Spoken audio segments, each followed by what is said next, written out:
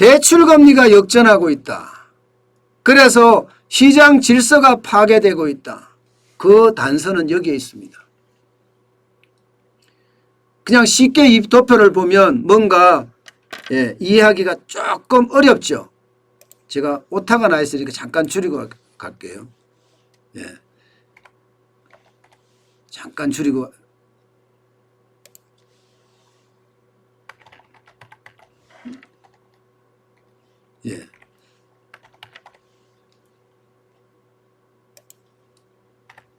이 그래프만 보면요, 여러분.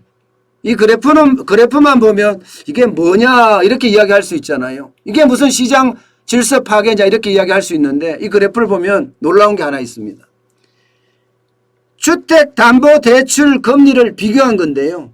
앞에 것이 제2금융권이에요. 3.26%가 제2금융권입니다. 죄송합니다. 제1금융권입니다. 3.26%가. 뒤에 것이 제2금융권입니다. 3.2%가. 아니 세상에나 제1금융권 우리가 이야기하는 뭐 국민은행, 신한은행, 기업은행, 농협 뭐 이렇게 우리은행 뭐 이렇게 이야기하는 제1금융권의 담보대출 금리가 3.26이면 더 비싼 거예요. 평균금리가. 새마을금고나 농협이나 이런 데가 더 싸다는 거예요. 신협이나 이런 데가 3.22%니까. 아이고 여러분 이게 말이 됩니까? 이것은요 일반적으로 말입니다. 일반적으로 보세요. 5대 시중은행이다. 뭐 국민이나 신한이나 우리나 신한이나 농협이나 이런 5대 시중은행이다 이러면요. 돈을 조달하는 방법이 두 가지잖아요. 두 가지요. 첫 번째 조달하는 방법은 예금을 받고 적금을 받고 국민들한테 혹은 소비자한테 예금 적금을 받아서 그거를 대출 재원으로 쓰잖아요. 그죠? 또 하나의 방법은 은행채를 발행합니다. 은행채를. 채권을 발행을 해서 그 채권을 팔아요. 그런 다음에 채권을 판 다음에 거기서 돈을 조달해서 대출을 해줍니다. 이 두 가지가 대표적인 조달 방법입니다. 그런데 이 금융권보다가 그 조달 방법 둘 다 이자가 쌉니다. 이 금융권은 똑같이 예적금을 받아도 더 많은 이자를 줘야 되고요. 은행채를 발행을 해도 더 많은 이자를 줘야지만이 이게 쉽게 말하면 대출을 해줄 수가 있거든요. 그런데 금리가 역전됐다는 것은요. 시장이 부서졌다 이렇게 이야기할 수 있는 겁니다. 1금융권의 주택담보대출금리가 3.26이고 2금융권은 3.2라는 것은요.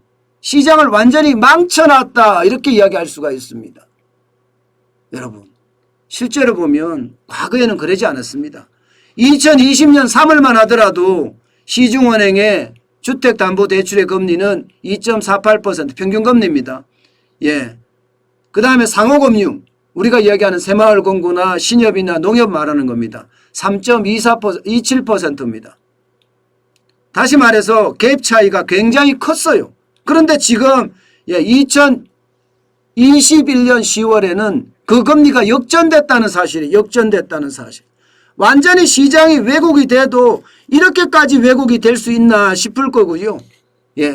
지금까지 대한민국 역사상 이런 적 단 한 번도 없습니다. 단 한 번도 없어요. 대한민국 역사상. 이것은요. 시장 경제를 완전히 망치는 짓이에요. 완전히 망치는 짓. 제가 여러분들에게 금융산업의 시장 경제 다 깨졌다 이렇게 말씀을 드렸잖아요. 그런데 실질적으로 금리에서도 이렇게 나타나고 있습니다.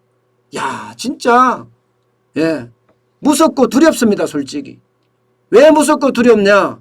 대한민국은 시장경제가 원칙인데 금융산업에서 시장경제가 무너진다고 하니 무섭고 두려울 수밖에요. 자본주의가 없어지고 대한민국에서는 이게 시장경제가 깨지면 사회주의 경제가 온다는 건가요? 저는 그래서 무섭고 두렵다는 겁니다. 이것은 이렇게 가서는 안 되거든요. 그런데 여러분 주택담보대출에서만 이런 일이 벌어지는 게 아닙니다. 주택담보대출에서만 이런 일이 벌어지면 특이한 상황이니까 그럴 수 있겠다 이렇게 이야기할 수 있잖아요. 그런데 여러분 이 도표를 한번 보세요.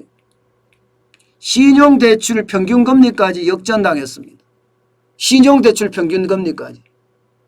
야 여러분 이게 은행입니다. 이게 은행산업이에요. 이게 금융산업이에요. 완전히 다 망가진 모습을 여러분은 지금 보고 계시는 겁니다. 2020년 3월만 하더라도 시중은행의 신용대출 평균금리는 3.49%였고요. 예, 상호금융, 새마을금고 같은데 이금융권에서 해주는 신용대출 평균금리는 3.77%였습니다. 그런데 2021년 10월 현재에 보면 시중은행은 4.62%고요. 상호금융은 4%예요. 도대체 왜 이런 일이 벌어져야 될까요? 왜 금융을 정부가 쥐락펴락 저렇게 멋대로 하고 있는 걸까요? 저는 이렇게 하고 있다는 자체가 우리 경제가 망가지고 있는 거예요.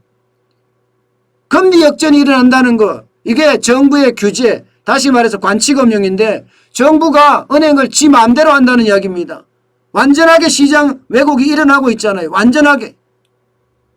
완전하게 일어나고 있습니다. 이렇게 시장이 망가지면 여러분 도대체 누가 있어 시장을 지킨답니까?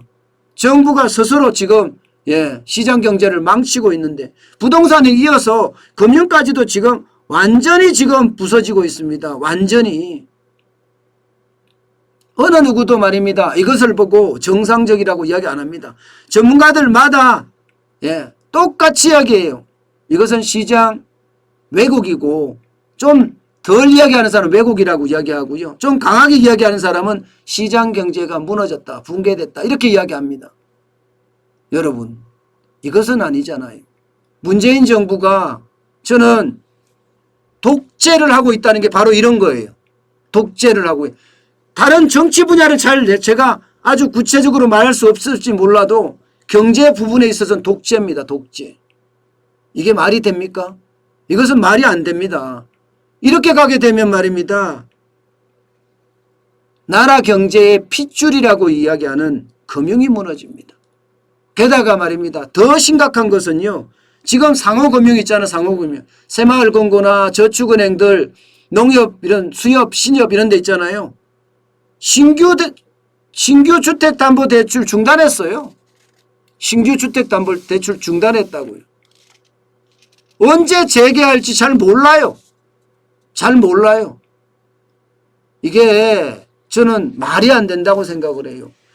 여러분 제2금융권까지 주택담보대출을 해주지 않는다면 우리 서민들 우리 중산층들은 어디 가서 돈을 빌리나요?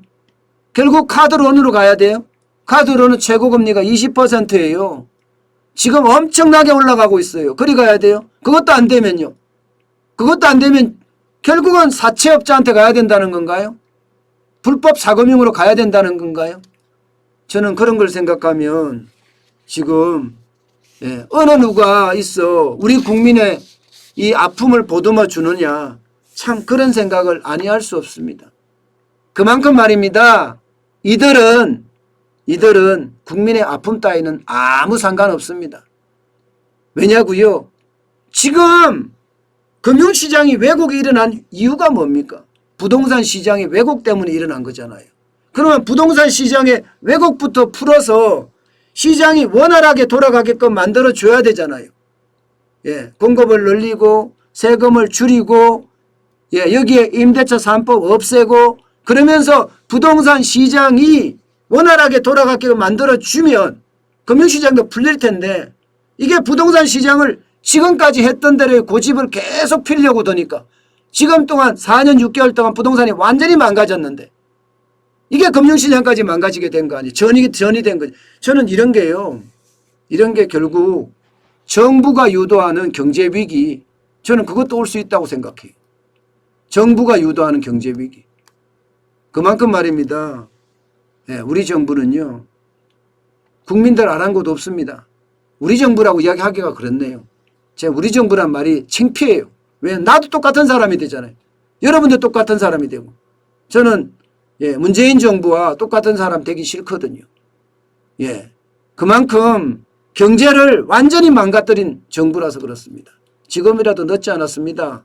국민을 위해서 예, 정책 전환, 대전환이 필요한 시점 아닌가 저는 다시 한번 생각을 해봅니다.